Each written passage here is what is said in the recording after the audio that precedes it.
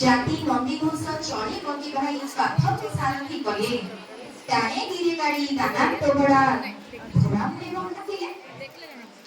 ବର୍ତ୍ତମାନ ଆମେ ଏଭଳି ଜଣେ ମୁଖ୍ୟଙ୍କ ପାଖରେ ଆସି ପହଞ୍ଚି ଯାଇଛେ ସେ କି ସଦାସର୍ବଦା ନିଃସ୍ୱାର୍ଥପର ଭାବେ ନିଜ ସ୍ୱାର୍ଥକୁ ସେ କେବେ ବି ଦେଖି ନାହାନ୍ତି। ନିଃସ୍ୱାର୍ଥପର ଭାବେ ସବୁବେଳେ ଆମ ଜାତିର କୁଳର ସେ ମର୍ଯ୍ୟାଦା ରଖିଛନ୍ତି ଏବଂ ସର୍ବଦା ସେ ଆମର ଗୋଟେ ଭଲ ନେତ୍ରୀ ହେଇଛନ୍ତି। ଆଉ ଗୋଟେ ଭଲ ନେତ୍ରୀର କର୍ତ୍ତବ୍ୟ କଣ ଜାଣିଛନ୍ତି?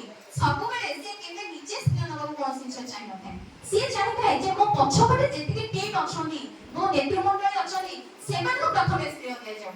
ଠିକ ସେଇଭଳି ଏଇଭଳି ଜଣେ ବ୍ୟକ୍ତିତ୍ୱର ଅଧିକାରୀ ଆଉ ଏଭଳି ଜଣେ ଉଚ୍ଚମନା ବ୍ୟକ୍ତିତ୍ୱ ସେ ସର୍ବଦା ନିଜର କର୍ମତତ୍ପର ପାଇଁ ସବୁବେଳେ ସମସ୍ତଙ୍କର ଚକ୍ଷୁ ଆକର୍ଷିତ କରିଯାଇଛନ୍ତି। ସେ ହେଉଛନ୍ତି ଆମର ମହାସଂଘ ମହିଳା ସଂଘର ଉପସଭାନେତ୍ରୀ ଅଞ୍ଜଳି